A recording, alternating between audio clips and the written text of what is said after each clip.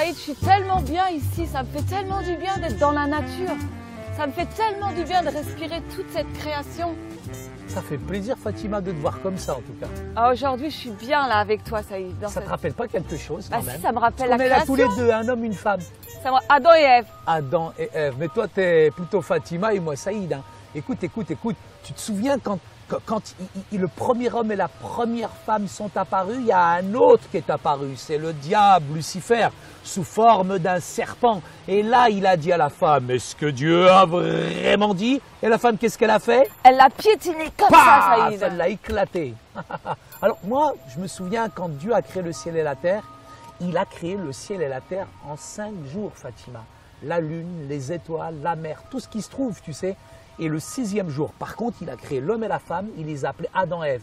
Mais il leur a donné un commandement qui est dans la Bible, c'est de régner sur toute la création. Genèse 1,26, tu parles. Faisons l'homme à notre image, selon notre ressemblance, et qu'il domine sur les poissons de la mer, sur les oiseaux du ciel et sur le bétail, et sur tout ce qui se meut sur la terre. Le plan souverain de Dieu, c'est qu'il régnait non seulement sur le ciel, mais aussi sur la terre. Et il a commandé à l'homme de régner sur la terre.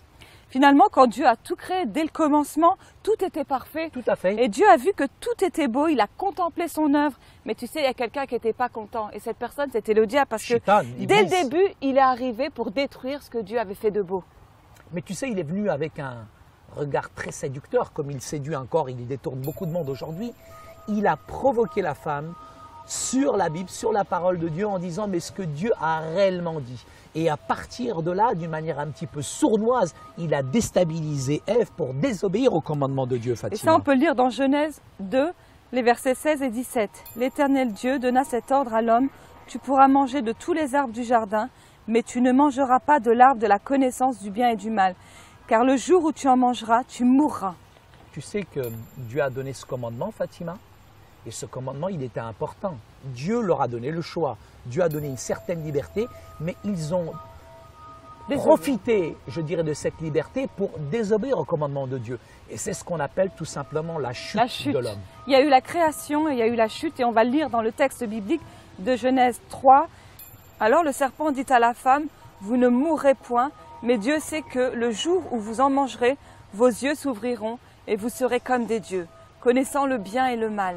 La femme vit que l'arbre était bon à manger et agréable à la vue, et qu'ils étaient précieux pour ouvrir l'intelligence. Elle prit de son fruit et en mangea. Elle en donna aussi à son mari, qui était auprès d'elle, et il en mangea. Après la chute, Fatima, comme tu l'as dit, il y a eu cette séparation entre Dieu et nous. Et il y a un fossé énorme aujourd'hui qui nous sépare.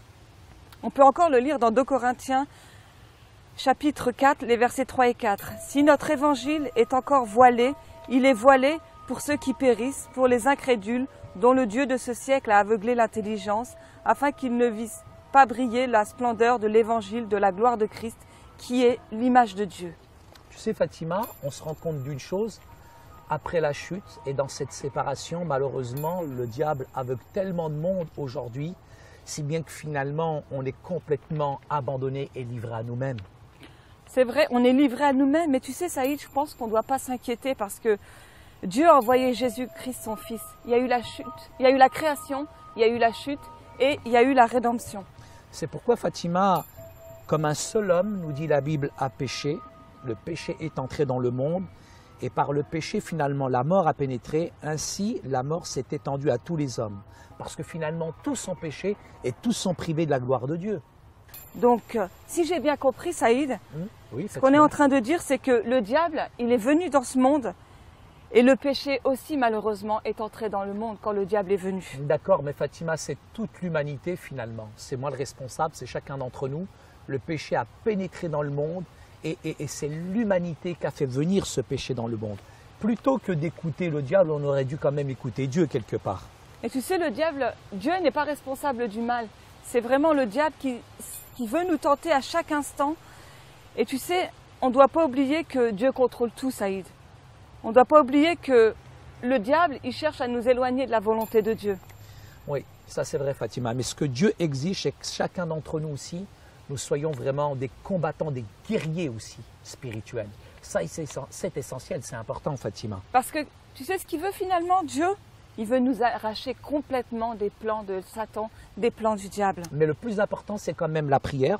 Ce qui est important, c'est de réaliser à quel point finalement nous donnons au diable un accès, une emprise sur nous, si finalement nous ne sommes pas dans cette relation et dans cette communion et dans cette prière avec lui. Donc finalement, c'est ce qui nous éloigne. Donc finalement, ce que tu veux dire, c'est qu'on peut échapper au diable. Tout à fait, si on utilise la prière comme un outil, oui, on peut rentrer dans le combat spirituel. Complètement, complètement. Et je vais résumer tout ce qu'on a vu. C'est que, et ça va être long, donc écoute bien, Saïd, on est dans cette nature, on peut profiter de cette nature et en même temps se remémorer le plan de Dieu pour nous. Ce n'était pas le plan de Dieu de créer le diable. Dieu a créé l'univers et a donné à l'homme de régner sur le monde. Dieu était ravi de sa création et lorsqu'il observa l'œuvre de ses mains, il vit que cela était bon. Le diable, qui avait été jeté du ciel, s'est servi de l'homme pour se rebeller contre Dieu. C'est lui qui conduit Adam et Ève à pécher la première fois par la tentation en les poussant à désobéir au seul commandement que Dieu leur a donné. Après qu'Adam et Ève aient péché, ils furent chassés du jardin d'Éden et à partir de là, nous n'avons plus bénéficié de cette relation intime avec Dieu. La mort de Jésus et sa résurrection nous ont rachetés du péché et en tant que chrétiens, nous pouvons à nouveau être en relation avec Dieu. Amen. Et deux derniers points, c'est que le combat spirituel est surtout un combat pour les âmes, oui, car le diable cherche à nous conduire loin de la volonté de Dieu. Et pour finir, pour prendre position en tant que disciples de Christ, qu'est-ce qu'il faut faire? Nous devons jouer un rôle actif dans cette guerre en restant constamment en prière et en communion avec Dieu et en veillant aux attaques du diable. Fatima, merci pour ces différents points que tu viens d'énumérer. Simplement dire à tous ceux qui suivent cette formation, je voudrais tellement prier pour vous que vraiment Parce qu'ils doivent être tentés, Saïd aussi. Pardon, hein. Ils doivent être tentés, les personnes la qui plupart, nous bien sûr. regardent. Seigneur, maintenant, nous te prions pour toutes ces personnes qui suivent cette émission. Nous te demandons de les garder, de les protéger, de les fortifier afin qu'ils puissent véritablement régner et non que le malin règne sur eux. On te prie, Seigneur, que dans cette séparation, Seigneur, on sait que ton Saint-Esprit est là pour nous fortifier. Et à travers la prière, Seigneur Jésus, nous te demandons de rétablir cette communion, cette relation. Bénis-les, fortifie-les au nom de Jésus. Amen. Amen. Voilà, Fatima, j'étais tellement content de partager encore cette émission avec toi. Tu n'es pas Ève, je ne suis pas Adam, mais en tout cas, nous avons une véritable communion avec Dieu. Merci, Fatima. Amen, Saïd.